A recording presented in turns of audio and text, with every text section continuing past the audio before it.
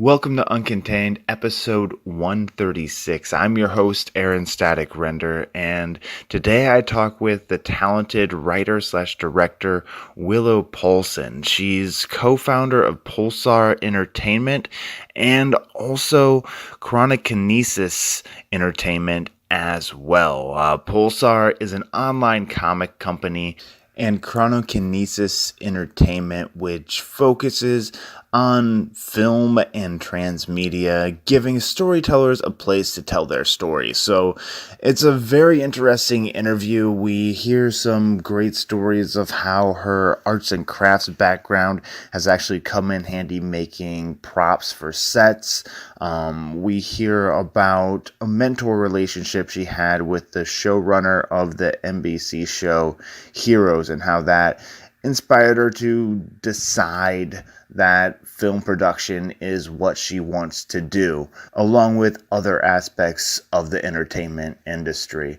I did learn something in this show, which I found myself saying a lot, but I found that it is not good to say somebody's an aspiring something. That person should definitely just be that something instead of aspiring to be it. So let's break free from society's chains. This is how Willow Polson lives uncontained. How are you doing today, Willow? Hey, I'm doing good. All right, great. Thank you for coming on the show. I know it's a little early in the morning right now, but sometimes you got to pry those eyes open in the morning, do what you like to do. Yep. Hey, I'm used to working all hours as necessary, and I have caffeine, so I'm good to go. All right, yes. Caffeine is like one of those creative juices. I almost think it's like almost replaced the absinthe from back in like the old days, but no green fairies. No. I guess I've never really drinking real absinthe, so I can't really compare the two. But you know, it's life fuel either way. Yeah, I think it's very different. I'm just gonna leave that right there. Yeah. It was a loose interpretation. I don't know, but anyway, enough about miscomparing beverages. You are a very busy lady. Like as I was telling you earlier, when I research people, there's like typically one rabbit hole I just have to go down to find out what I need about them.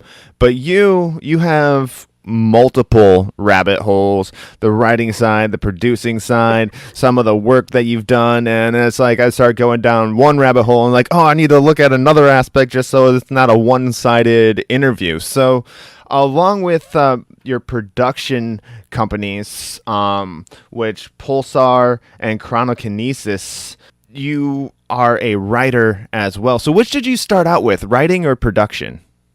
Writing. I've been a professional writer for a number of years. I actually started out in magazines and editorial and over in that sector, and you know, along the way I've learned different skills, and my strength is really brevity. I've done a couple of novels. It was a struggle. That's the hardest thing I've ever written, actually, novels. It's just not my strength. I do better with comic book scripts or, you know, because it's so crystallized and you can't waste a word, you know, and I feel like in novels I'm just sort of like rambling to ramble to fill space almost, and it's just not my favorite thing to do. Okay, yeah. So, like, how did you get into writing comic? Or first, how long have you been writing comic books for? With Pulsar, a couple of years, actually, and that's an interesting story. I'm a co-founder of that company, but the guy, the CEO, Jeff, who started the whole thing, found me because I was one of the top finishers in a competition run by Stan Lee and MTV. They were looking for new comic book writing talent, and I was like, oh, I can do that. I can do anything because I'm me. And so I thought, well, let's see what happens. Yeah. So I looked at what a comic book script format looked like, and I thought, okay, well, this makes sense to me. And so there isn't really a thing that everyone must do. There's not a standard format like there is with, you know, screenplays. So I just kind of wrote what made sense and followed along what other good scripts were doing and submitted it. And by golly, it was in the top finishers. And even though that project didn't end up going anywhere, he found me through that and read my submission, which was online, and said, "Hey, I think you're great. I've contacted everybody from this competition, and do you want to start a digital comic book company?" I'm like, "Well, yeah." Because I've been trying to get my comics off the ground for some time, and the problem is with most comic book publishers is that you need to have an artist on board and submit as a team. And I was unable to really find an artist that was really, of the quality that I wanted that would do the 5 pages required to submit to most of the major publishers. And I even had standing offers from places. "Hey, you ever find an artist? We'll look at anything you send us. I love your work." And that was the hurdle. Wow. But through Pulsar, he was able to match me up with a couple of different artists to do a couple different titles. And so then I was off and running. That helped the company. It produced original content, and here we are a couple of years later. We've been to Comic-Con a couple times. We got some stuff I can't talk about possibly happening for the company. So, very cool. The stuff you can't talk about is always the stuff you actually want to talk about, though. So that's kind of what sucks about non-disclosure agreements. It's like, I can't wait to talk about this, but I can't right now. But let me get this straight. Have you not written a comic before you submitted to this Stanley MTV competition? Yeah, that's correct. Okay, and then you got into the finals on your first attempt writing a comic book. That's pretty impressive right there. I didn't. Well, I mean, it's story, right? I mean, it's all how you tell the story, what format the story is in. And this is actually something that I tell everybody that will sit down and listen to me for 5 minutes about this. But on panels, anywhere, this is what I say. It's like any story can be told in any number of ways. You can take Spider-Man. Okay, it could be a comic book. It can be a feature film. It could be a series. It could be an audio drama. It could be on television. It could be a web series. It could be anything you want it to be. The story itself is the nucleus from which all this other stuff can come. It's just how you tell that story in the different media. Okay. So really, for me, taking a story, figuring out, okay, a comic book has to be X number of pages. You need these beats. It's just like episodic television, except you can show more like what the person's thinking. There's not really, the restricted budget here. I mean, we can have people flying and doing all these things, and make it any way you want as long as you're not impacting like copyrights and trademarks. Yeah, those are always tricky sometimes. Right. So, but because I was working they gave basically, here's the characters, here's the setting, here's what is going to happen in the future with this circumstance, and go. And that's actually something I do well, is work in other people's sandboxes. So It was like the perfect situation for me. And because I do write with brevity, as I mentioned, I was able to take the story, make it, the right page count, and then say, and in the future, this is what will happen to these characters. And that was, definitely what they were looking for. So, yay. Very cool. So I'm just curious. I know it didn't go anywhere, but what was the script or the comic book script that you wrote about that you submitted into the contest? It was in the story world that they had created. So it was called The Seekers. And it's been long enough now that I'm trying to remember what it was about. But it was something where there was an archaeological dig and they discovered this mysterious artifact, and there were these other characters that were, from other worlds that were linked to this artifact. And you have the intrepid reporter character, trying to figure out kind of a Lois Lane type, what does it mean? Who are these mysterious people who are going to come and basically probably attack me later? So okay. Yeah, it was it was fun. It was interesting. It would have been good to work on, but for whatever reason, MTV just ended up not going forward with the project. Okay, so they actually pulled the plug on the whole project.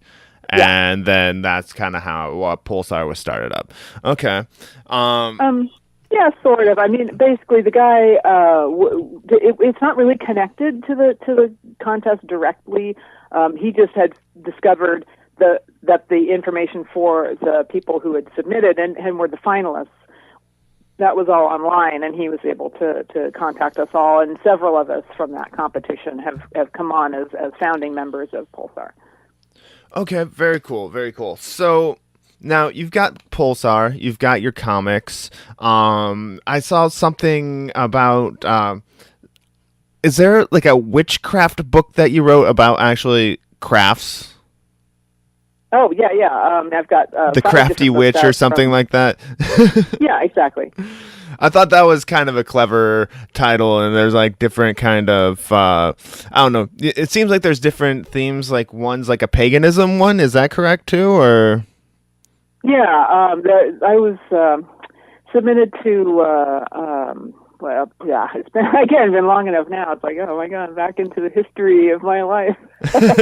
Sorry about probing. Yeah, that's fine. I'm just like, oh, brain work. What are you doing? So, I don't know, 20 years ago, just about, it was, my son was like really little when I did all this. But it was Citadel Press, was looking for content. And I figured that there's no books like that at the time. I was very much into crafts. I was coming off of a publishing company for magazines that did crafts, that did popular woodworking and Needlepoint Plus and these, consumer magazines. And so I've always been all about crafts. I'm like a super ultra craftswoman. I'm standing in the middle of my crafts room right now as I'm talking to you. And I got a sewing machine here.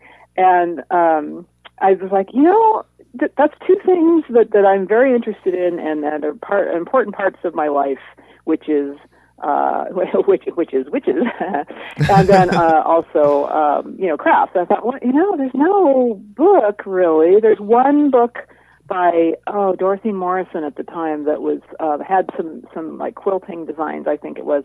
But there wasn't a book like that. And I was like, I see a hole in the market, and so I submitted my stuff.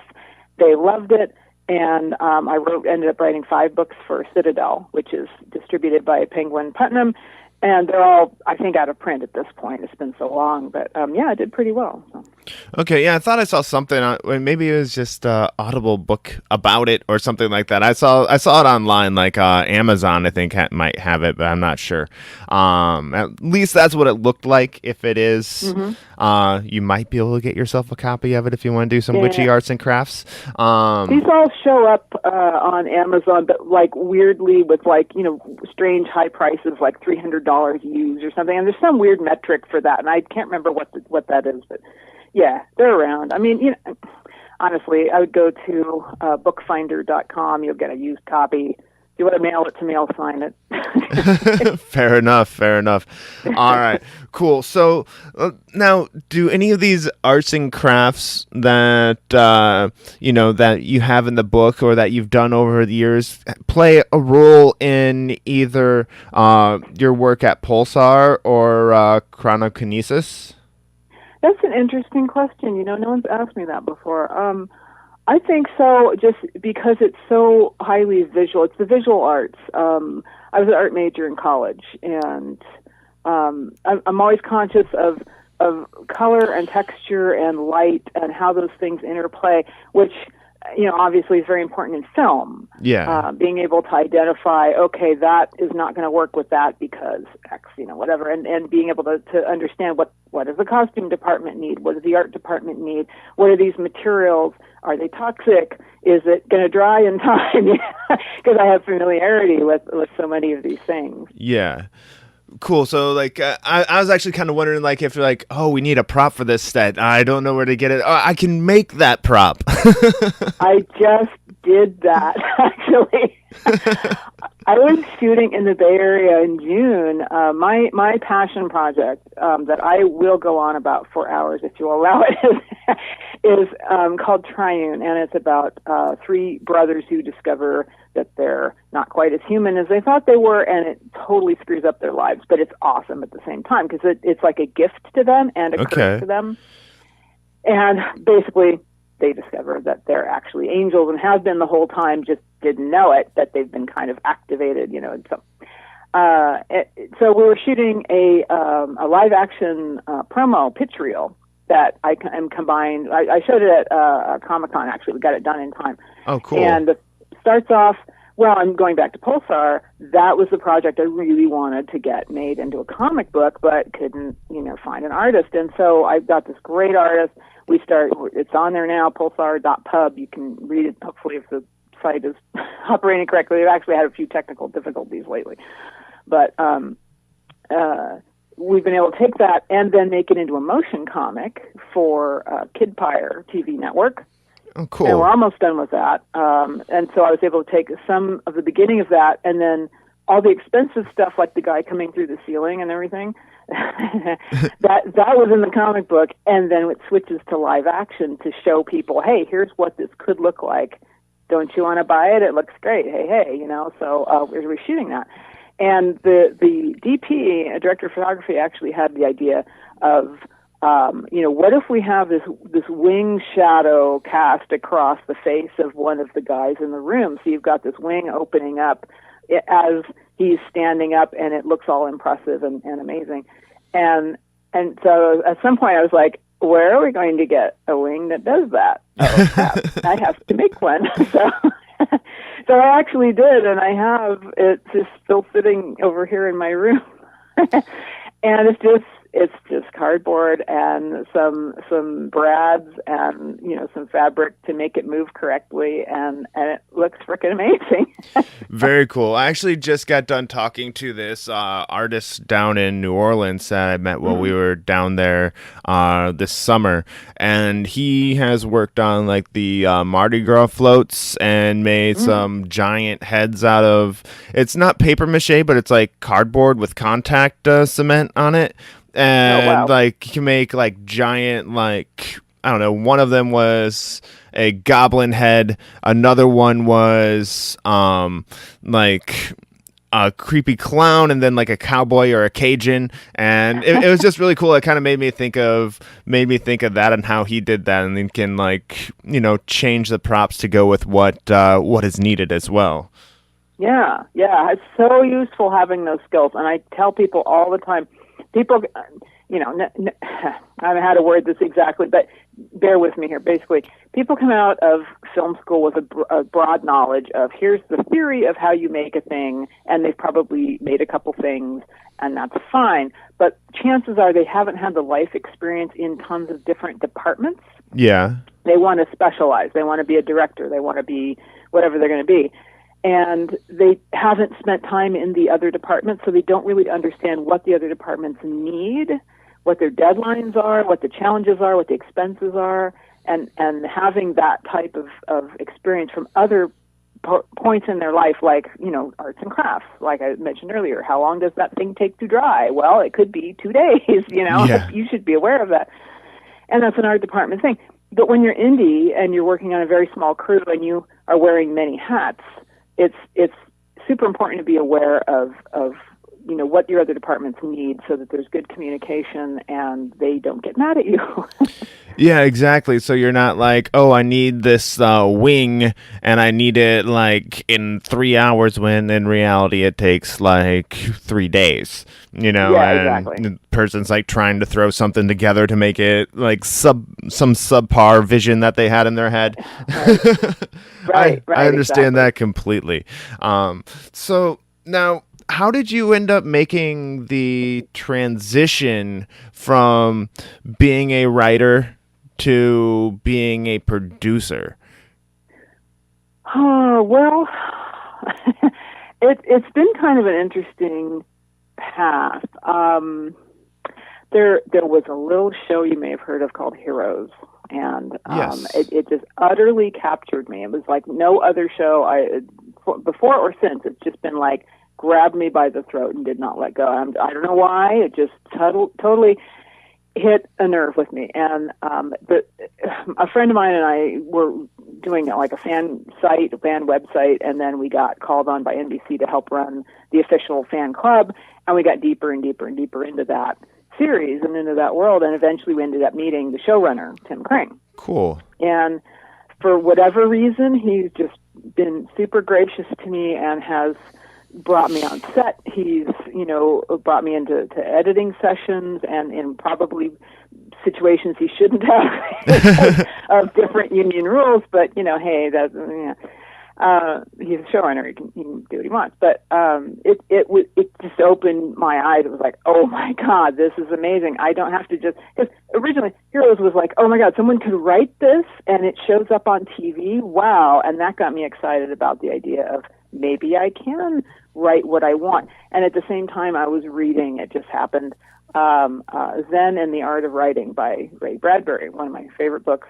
And that, those two things combined to be like, hey, yo, you can do the thing. And I was like, oh, wow, maybe I can really do the thing. So I'm sitting there. Okay, here's my origin story, right? Okay. I'm sitting there. Tim's invited me to watch the filming of the first episode of season 2 of Touch, which was his series right after Heroes. And I'm there all day in Santa Monica following him around and watching the filming, and this is super fascinating. It's the first time I've been really on a professional working set like that. And he and I are sitting next to each other at the beach watching this thing unfold, and they're grooming the sand and doing whatever they're doing, and it just hit me right at that moment. And I said, this is what I want to do for the rest of my life. And he's like, what, sit on the beach? Wink, wink. I'm like, no, I want to be in television. I want to be in film. I want to make this. I want to do this. And, he's like, oh, okay, cool, and didn't really think much of it, because people say these things. Of course. But for whatever reason, that was my moment. That was the moment that lightning hit, and it was like, I have to do this. And I just started training myself and just dove into it and poured myself into, how do I do this? And using past knowledge of doing live events, I realized, hey, you know what? Putting a shoot together is very much like running a live event, because when the moment hits, you better have all your ducks in a row, and you better be ready to roll at 8 o'clock or whatever the time is. Time waits for no one, and you better get your crap together. And and I've just been learning more of the technical stuff, like what do these things do? What are these things called? What are industry terms for XYZ? And it's just technical knowledge at that point, Okay, very cool. So it's always good to get the origin story, especially when comics are involved with some of it. It's only right to have an origin story if you have some comics. Everybody has to have one, and So, but now, where did, like, for your production company, Chronokinesis, where did that name come from? Like, why did you choose Chronokinesis? Well, the main project that I was working on with my friend Ginger Polly, who actually I met through Heroes because she was on the show. She was in a couple episodes. She was in the 1961 episode as Peter and Nathan's grandma, actually. Okay. And we met through that. And she wanted to do a show about vintage stuff. And at the time, I was thinking, well, I really want to get into production. I was like, well, hey, why don't we try making this together? Why can't we do that? Let's do it, And I realized pretty quickly that in order to protect ourselves and in order to open some doors, and I'd run businesses before. I was like, you know what? We need to have this under the name of a actual production company. We need to make this legal. We need to have an LLC, just to be all safe. And I was just on one of my fitness walks, just brainstorming about what I should call this thing, and Chronokinesis just fell into my head, just partly because of the superhero thing, because pyrokinesis is controlling fire, right? So chronokinesis is controlling time. And I realized everything pretty much that I've been working on or wanted to work on had to either do with being in a different time, like, I've got this feature that takes place just after the Civil War, or I've got Vintage America, which talks about things as they were and as they are today. And, and then some time stuff and supernatural stuff, and sometimes both. And I thought, that's just kind of a neat name. I don't think anyone has it, and they didn't. So So I know you have the time period piece, or like the as you mentioned, Vintage America, which seems like a show that you could find on either the History Channel or PBS or something, like running right after Antiques Roadshow or something like that. Which I don't know. I watched what was episode 1, and it was really kind of cool, like hearing about some of the things. There was like a clothing company that had clothes made in America, some makeup company, some old doctor's house that was built out in what was considered the sticks back in the day, and it was informative and entertaining. Are most of your shows going to be set in different time periods? Are some more of your productions going to be related to the name Chronokinesis? I'm not necessarily limiting what is going to come of things because of the name of the company. So I'm looking at what makes sense in different markets and what my opportunities are. Like if I have a great opportunity with something that would show up on Animal Planet or something, I'm going to run with it. So yeah, I mean, those things interest me the most, both historical stuff and sci-fi, fantasy, urban fantasy, supernatural type stuff. But yeah, I mean, it's whatever needs doing. Okay, right on. So I'm glad to hear it's not necessarily limiting, but and it's cool that it's named after like your main kind of sort of interest in film, though, as well. Now, yeah. I mean, I always liked the vintage stuff. I mean, the website got a vintage feel to it. Eventually, when we have offices, we're going to do kind of a time travel mashup, and mid-century furniture and old-fashioned typewriters, and have fun with that whole theme. Yeah, the website kind of has like a old paper look to it in some parts. Like the aged paper. Yeah. Well, and the Chrono logo is like a copper patina, and the fonts are very vintage fonts.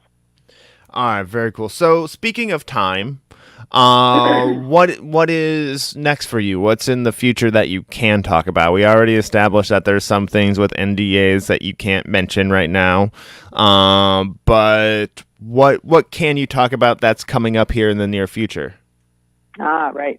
So I've got the motion comic for Triune, which is just about done. I've just last night sent off some correction notes to the animator.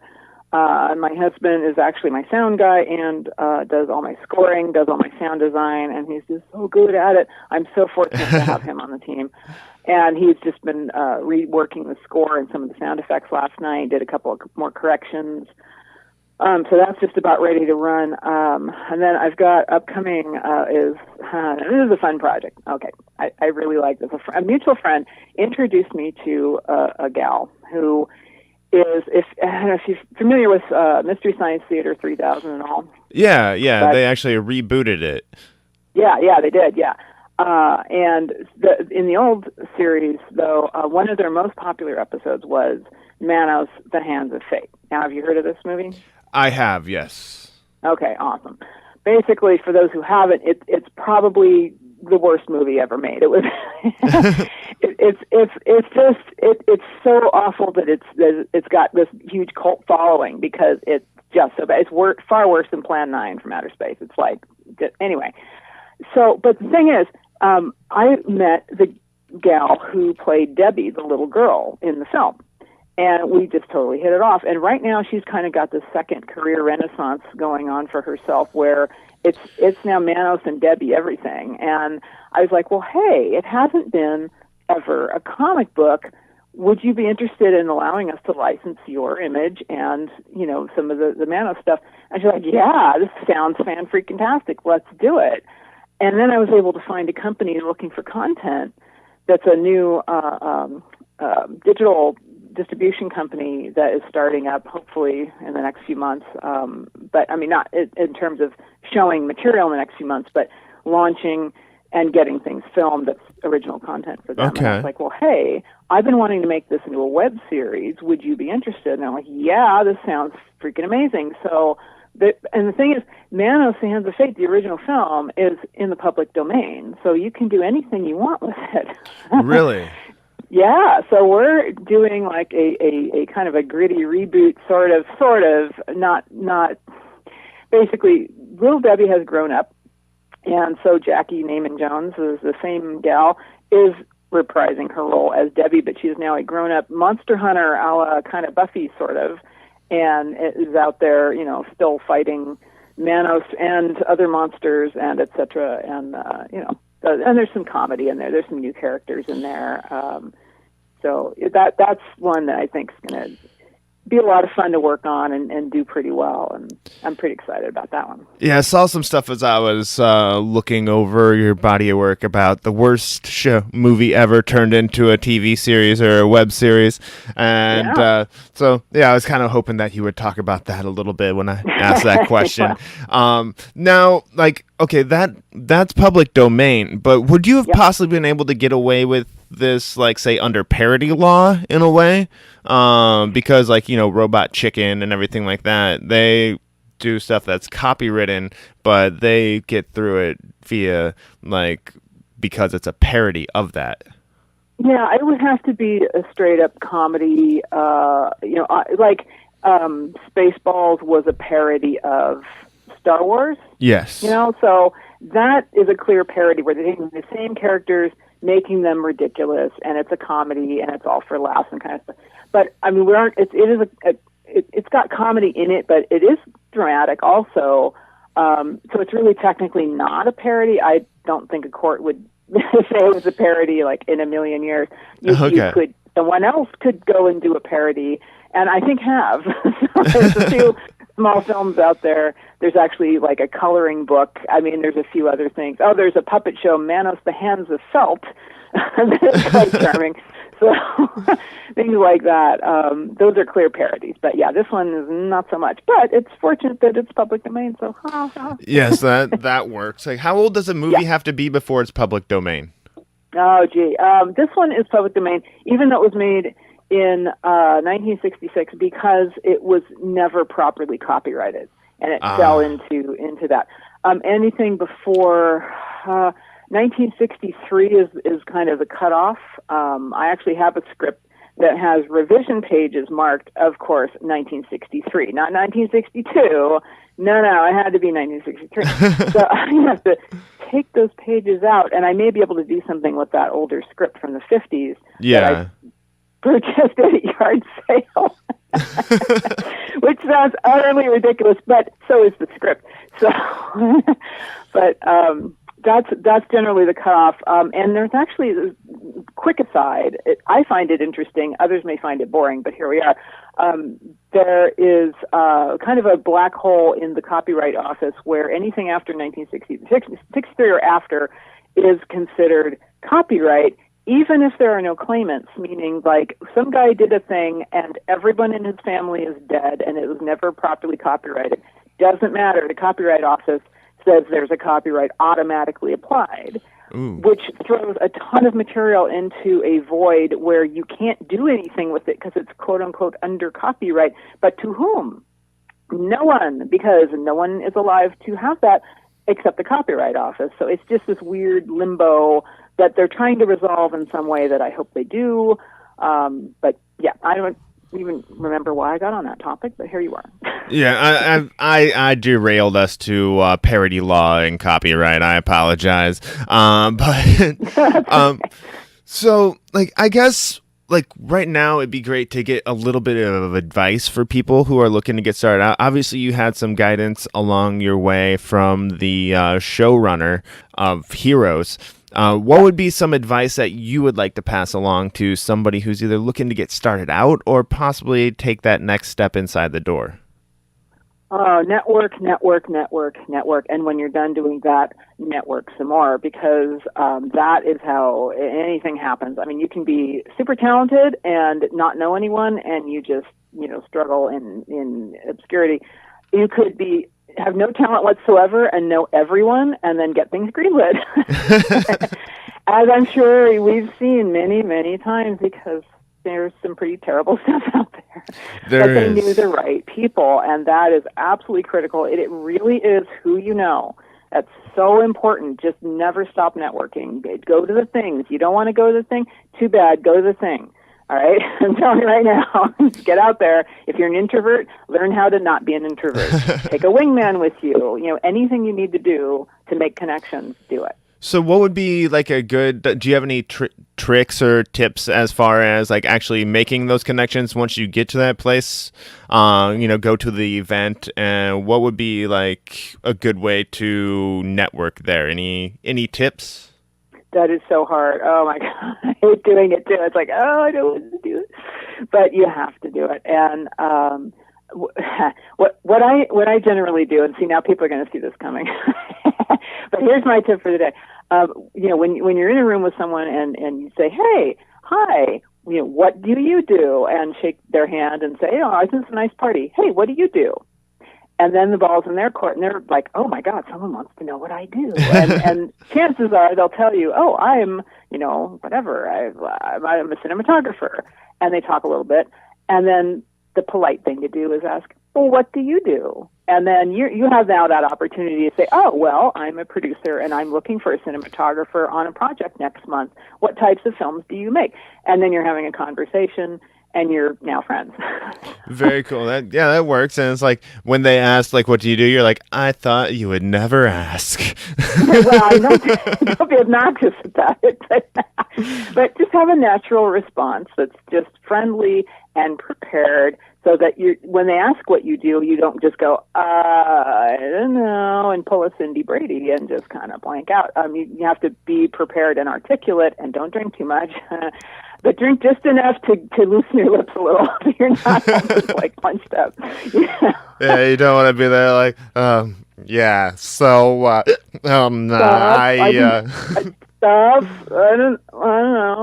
Yeah, you can't do that. Don't blow it. Don't blow it. What I did tonight was drink too many of these. No. Well, yeah, and that could be a conversation. If the conversation just naturally goes in a different direction, let them lead and try to be, interesting and nice, and not, run over, oh, well, here's 15 things I need to tell you about right now. Just don't be that guy, just be friendly and reserved and kind, and, then you'll know each other. And then later, if you can get their contact info, awesome. If you can't, follow them on their social media, friend them on Facebook. Yeah. All right. Perfect. That's great advice right there. Now, this kind of goes hand in hand with the networking, but in addition to networking, what are you doing to promote yourself and your two production companies? Oh, everything. Everything ever. I'm getting interviewed by people. Hi. How's it going? Yeah, it's going pretty well. I was on a panel at YouTube Space. Last month, July. Good Lord, where's the time going? So I'm hoping to be on a couple more similar panels like that, and that's because I happen to run into a guy who just thinks that what I'm doing is good, and he needs me to, say the thing, and so I'm doing the thing, and it's again networking. It all comes from that, and being more visible when possible. Social media is important. I just got talked into joining Instagram. It's kind of exhausting, really. Really all I'm doing right now is, in terms of social media, is Facebook and a little bit of Instagram and occasionally Twitter when I have to, but I kind of think Twitter is kind of a cesspool, but Yeah, I kind of cheat with Twitter. Like I take my Instagram posts and have it posted to Twitter as well. So you get a little action on Twitter. I'm still not the best at the whole tweeting thing. But yeah, Instagram and Facebook's kind of where I fall along too, you know?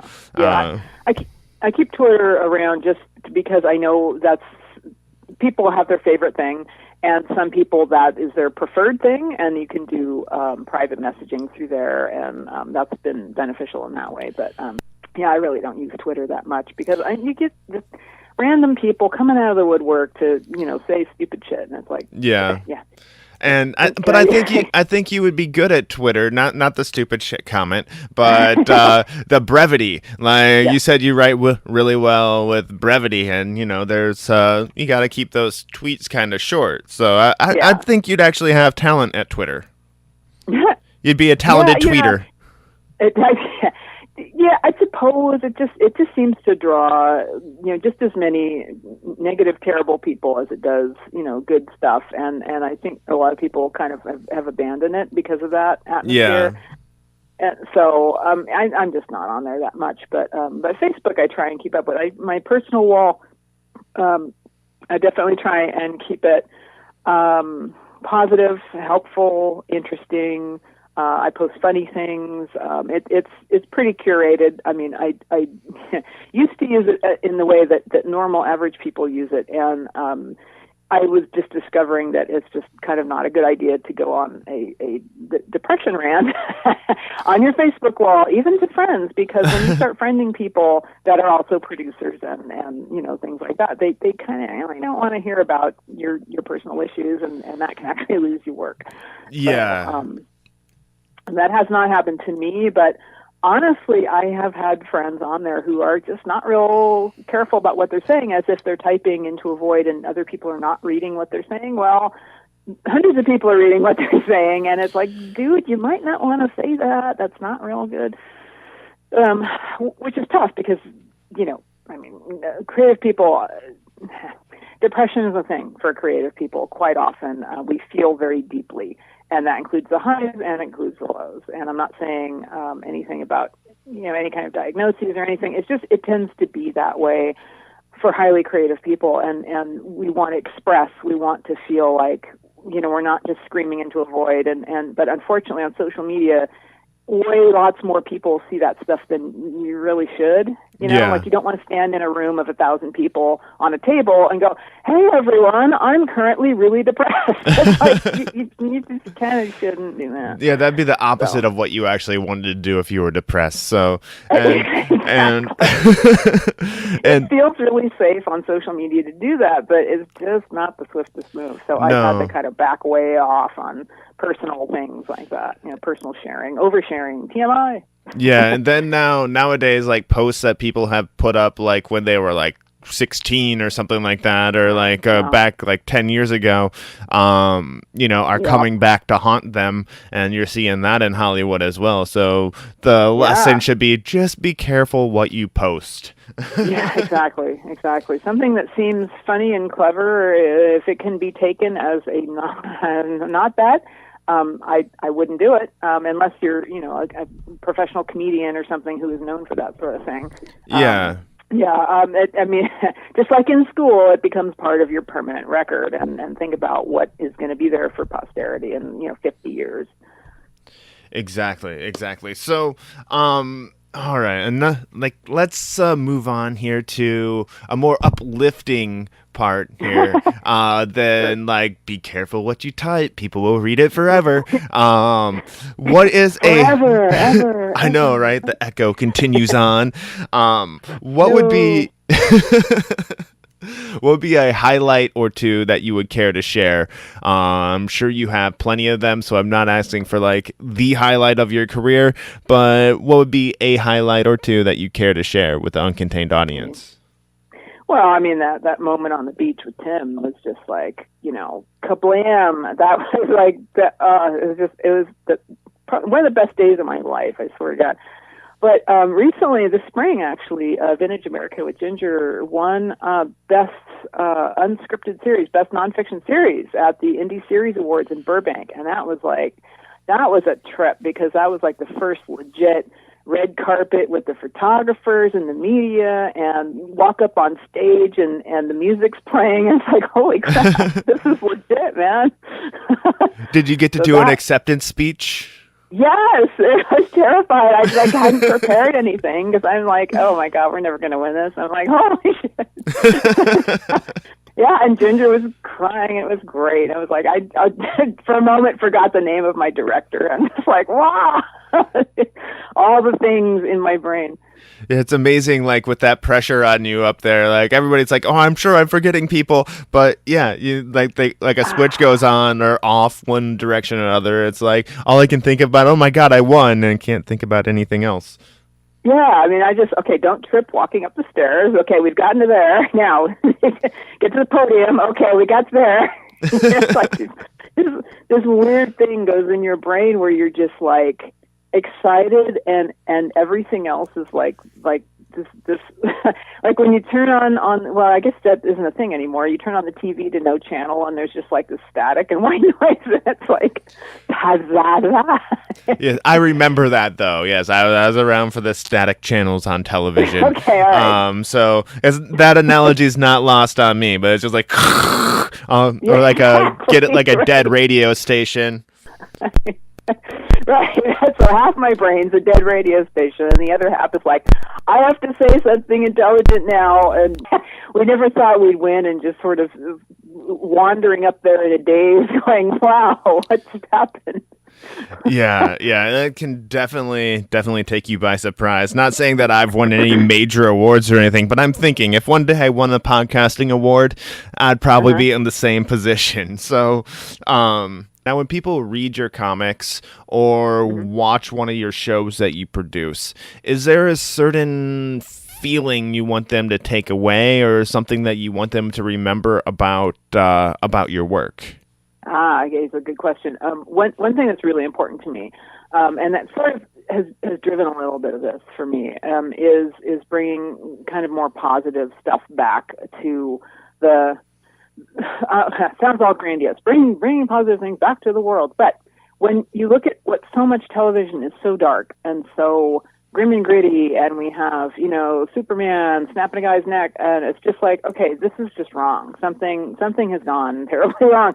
Yeah. And I feel like part of what I need to do here is bring back hope and bring back the themes of heroes. And that's part of what grabbed me was anybody can be a hero. Even if you don't think you can be, or even if you started, going to a bad place, you can redeem yourself. You can, there's always hope. There's always things you can do to help other people, to make the world better, to help the planet, that kind of stuff, without being saccharine about it. Yeah. The journey of the brothers in Triune, they're angels, okay, great, but it's not a religious story. It's not about, any of that. It's about them as people, as human beings first, who have discovered this is in them. And what do they do with that? Because they've been given no instructions, they have no help, they're just like bumbling around going, okay, so this is a thing, I guess, apparently, oh my God, now I'm about to lose my job because I suddenly can't do that, or X, or whatever, I'm getting called out to save people from a burning building, and I should be in a business meeting. It's like, that kind of stuff, it screws with them. So that is there. I mean, it's a people journey, really, right? It's relatable in that way. It's like we're not all have superpowers, but when life takes a hard left, what do you do with that? How do you cope with that? How do you come out of that being a better person? Because we all have those hard lefts, right? Yes. So, and that's everything I do, and Vintage America is the same in that it's uplifting, it's fun, it's entertaining, it's charming, it's cheerful, it's not saccharine, but it is definitely positive. And that's what I want to do with all of this, is give the world more positive things to look at. Because entertainment in the media is extremely powerful. I mean, it can be used for propaganda. It can be used to give people hope. It can save a life. Someone watches or hears or reads the right thing at the right time, it touches them in such a way that they'll go, wait a minute, maybe I can do this thing. Maybe I have a higher purpose. Maybe I can reach out and get help. Maybe that's the right thing to do, or maybe this other thing is the wrong thing to do. And I feel like that's why we're all here, is to help each other, not to knock each other down, not to, create more darkness. We don't need to feed that, So that's where I'm coming from with everything I do. All right, perfect. Is there like that's a really good thing to take away, a little positivity and stuff like that. And yeah, I agree. The world needs a little bit more of that, especially with what's been going on. Is there any certain or specific way or element that you put into your films that helps you get that across? There isn't a specific thing. Every story has its own way of getting that across. Even in horror stories, I don't like to do them. I've done a couple of shorts on commission for a guy. It's not my favorite thing to do, but there's a morality tale in there. You know, you can see that the villain is doing the wrong thing. It's horrible, it's awful, it's, involves murder or whatever it is. But the message is not, and isn't this great? Yeah. Definitely, hey guys, maybe don't do this terrible thing because it's kind of terrible. It's important. Like, my husband and I have recently been binging Once Upon a Time. I didn't see it during its first run, but we started watching this. And it's really interesting. Usually I strongly dislike villains because they're such a trope. I mean, I really, really hated Siler in Heroes because he was so two-dimensional. And then they kind of tried to give him a backstory that was only sort of successful, and I'm just not a fan. But in Once Upon a Time, one of my favorite characters is Rumpelstiltskin, actually. Really? Because he's just so interesting. And the more you learn about him, the more layers he has and the reasons for doing what he does. Even though he's a villain, it's like, okay, I see in a twisted way why that happened or why he's doing that or what his motivation is there. Okay, that's interesting. Very interesting. I've heard a few people who are known for playing villains. One of the things that they look for in the role is that the villain, for some reason or some way, can be justified, at least in his own mind, for what they're doing. Yeah.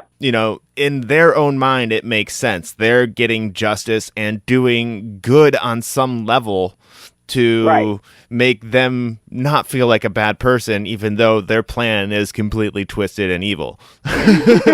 Right, like Magneto's a good example of that, right? I mean, doing all the wrong things for what he perceives as the right reason. And that, actually, in storytelling, is what makes a really good villain, is somebody doing terrible things, but they think, well, I have to do this because it's, whatever, because to avenge the death of my love, or because these people are terrible and wronged me, and so I need to, replace these terrible people with my people. And see, isn't that better now?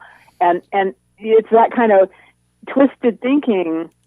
They think they're completely justified, and obviously, they're the villain in the story, so clearly they're not doing something right. But it's that complexity that a lot of people don't grasp when they're writing a story. And it just comes across as just, and then you have to have a villain. Okay, this lady, sure, yeah, she's a villain now. It's like, well, why? Why is she just bad? Well, no, why is she bad? And they don't think through. People are complex creatures. I mean, they have motivations, loves, losses. You have to flesh out that stuff. Yeah, you even see that development or that depth in a lot of anti-heroes too. Say, take a look at, I'll go with the classic one, and then like Scarface, for example. He's kind of plays the anti-hero, but he he gets in a little over his head in the end, obviously. And then you have the Punisher, sticking with the comic theme, where what he's doing isn't necessarily right, but his family was all murdered by this government organization, and he's going after them, and at all costs. So, there's that depth. I would consider Batman an anti-hero, honestly, because he's a vigilante, just like Punisher is. Very true. Right? He's taking the law into his own hands and does all this stuff because he has money, and he's judge, jury, and not executioner so much, but yeah, I mean, it's or Mad Max, the same kind of thing, where he's just kind of going along, and he's had a bunch of terrible stuff happen. He doesn't always make the right choices. He's selfish, but is prone to helping somebody. He'll go like, okay, yeah, I'll help you. All right. All right.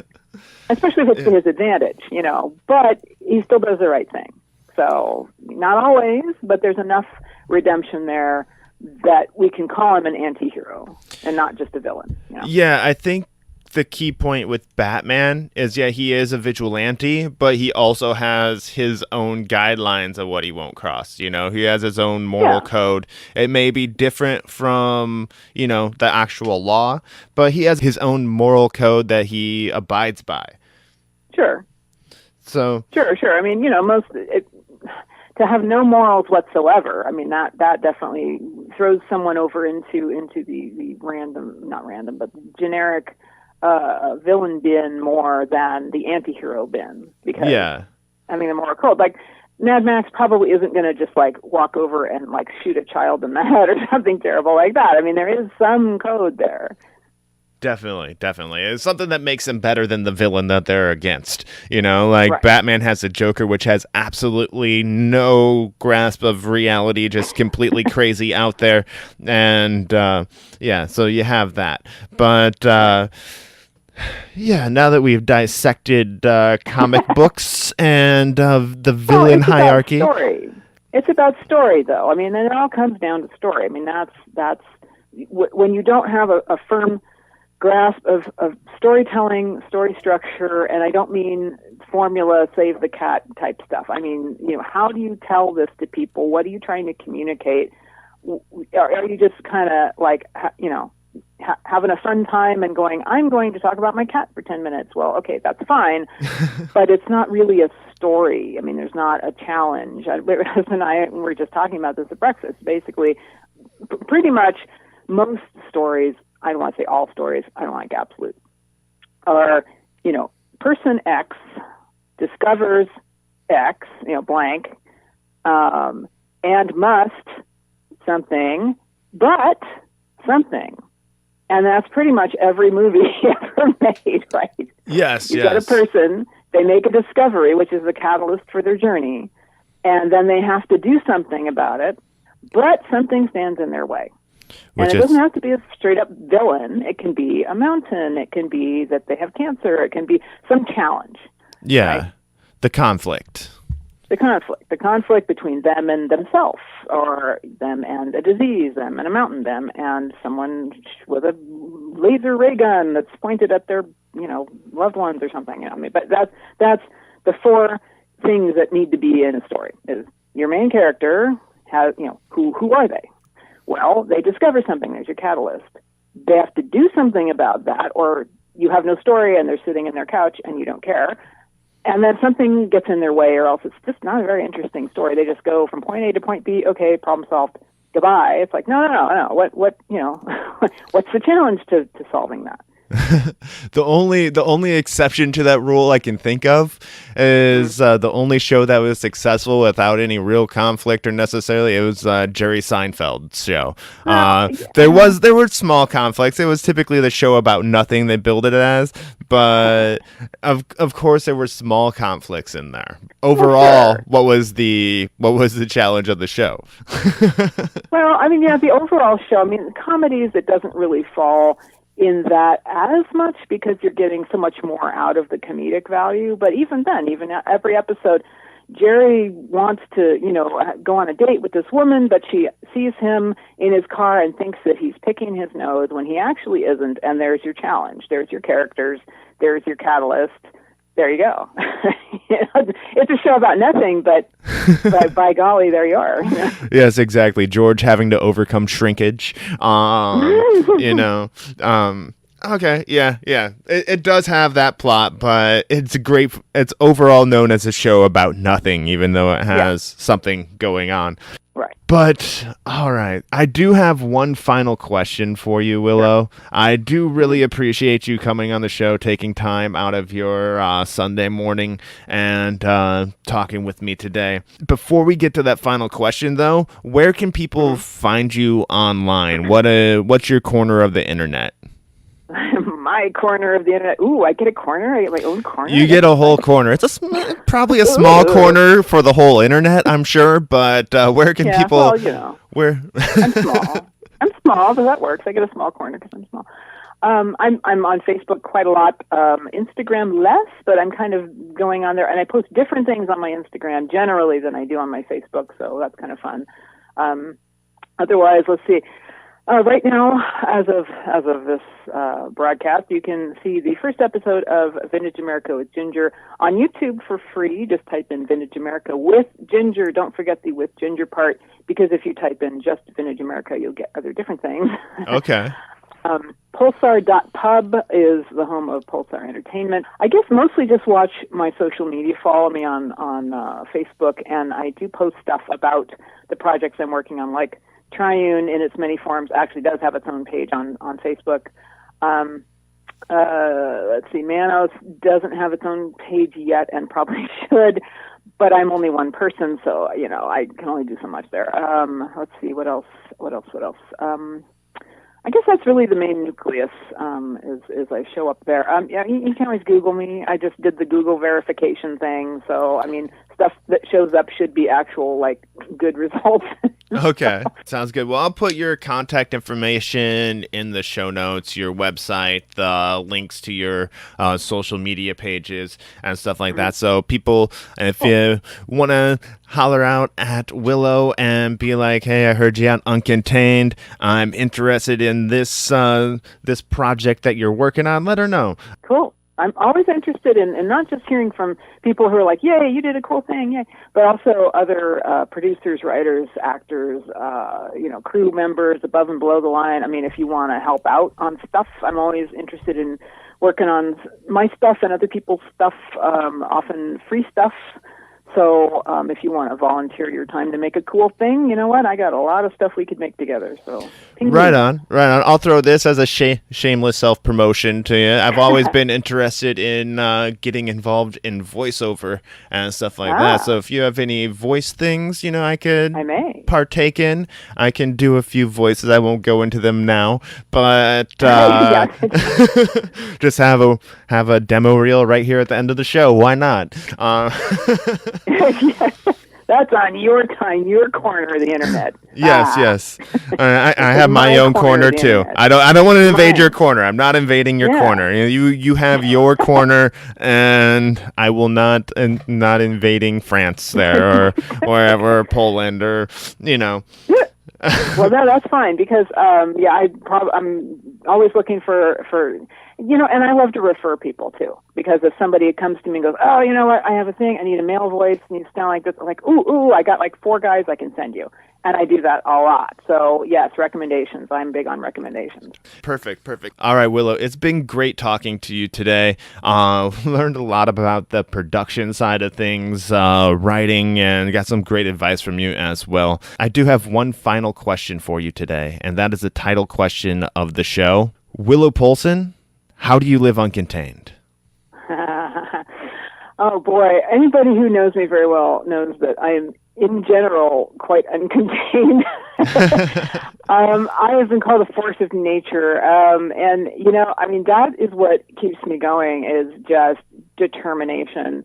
And a lot of people succeed in this business just by not giving up. People that give up, then you're out of the game. You can't go any farther. But if you just don't give up, things seem to come your way, and you'll meet a new person, and you'll make a new connection. You'll learn something you didn't know 10 minutes previous, and you can use that. And that is so important. Don't give up. The people that succeed don't give up. They have that goal. They never lose sight of the goal. They make it their life's work. This is not a hobby. This is not something I do in my spare time. This is my day job. I am not an aspiring anything. Aspiring is just please don't use that word, anybody, ever, because if you're an aspiring anything, that's all you will ever be. Okay. If you're going to write, be a writer. If you're going to direct, be a director. Don't be an aspiring director, be a director. Go and own that. To you, what does aspiring mean then? I think it's kind of a crutch word. It's like it's something that you do in your head that is like, someday I'll blah, blah, blah, blah. It's like, okay, if you're actually out there doing the thing, you're no longer aspiring. You're doing the thing. And you may be your first time ever, but that doesn't matter. You're now doing it. Own it. And that mental link is so important. And I keep telling people, aspiring is just holding you back. Okay, interesting. I've used the word a few times myself, so I wanted to know your take on it. I've kind of used it as like up and coming or something along those lines, as like an aspiring singer or whatnot that hasn't quite got like the recognition that they're looking for, but I can see how it can be used as a crutch as well. Yeah, it's a gradation. It's a series of things that happen. It's not like you suddenly walk out your door and you're, Robert Downey Jr. I mean, it's like these things take time. And living the process and seeing someone else go through the process are two very different things. Yes. Because what you're seeing of someone else is like, oh my God, they're an overnight success. It took them, might have taken them 10 years to get to that overnight success, right? And you just never saw that whole process. You didn't see the little kid who went to Disneyland, was super inspired, oh my God, I have to do this, and then later is John Lasseter or something like that. You don't see the process that goes on in their head. Definitely, or like the years of work they put in behind the overnight success that people think they are. Yeah, a lot of people that are these, quote unquote overnight successes, they've worked very hard, and in my case, I kind of never stop working. I mean, and I actually. I am not going to call myself a workaholic, but I am going to say that I need to not work as much as I have been, and I realize that I need to do a little more self-care in that respect. But it's a joy in some ways too. I mean, there's a lot of frustrations, there's a lot of excitement, there's a lot of joy. It's a very mixed bag, but I know what my goal is, and I'm ever pointing at that goal. I have never lost sight of that goal since that day on the beach with Tim, and that is to be a producer and make a living at it and, be comfortable, feed my family, not be rich and famous. I don't care. I just want to have a comfortable life making things that inspire other people. That is awesome right there. That's a great goal for a non-aspiring producer, writer, and sorry, I just had to use that word one more time. Aspire all you want in your head, but don't call yourself that in public, for God's sake, because people won't take you seriously. Fair enough. That's great advice right there as well. And once again, thank you for coming on the show today. I have one final thing for you to do, Willow, and that is sign off the show. Will you do me the honor of signing off the show today? Absolutely. I'm Willow Polson, and I live uncontained. And that does it for another episode of Uncontained. Thank you to Willow Polson for taking time out of her busy schedule to sit down and have a conversation with me. And thank you for taking time out of your schedule. I'm sure you have a lot going on. Here at Uncontained, starting to do something that's really cool to give you a little early access behind the show. I know a lot of people like to see things. So what I've been doing lately is when I can, I try to do the show on Instagram Live or maybe even Facebook Live from time to time. We'll see what happens. But you'll get a look at the show as it's being recorded. Make sure you're following me on Instagram. It's at Uncontained Pod. And same on Facebook as well, at Uncontained Pod. It's the same all the way across the social medias. And if you are watching while doing the interview live and you have a question you want me to ask, please submit it. And maybe I'll be able to use it on air. Thank you for listening. And once again, until next time, live uncontained.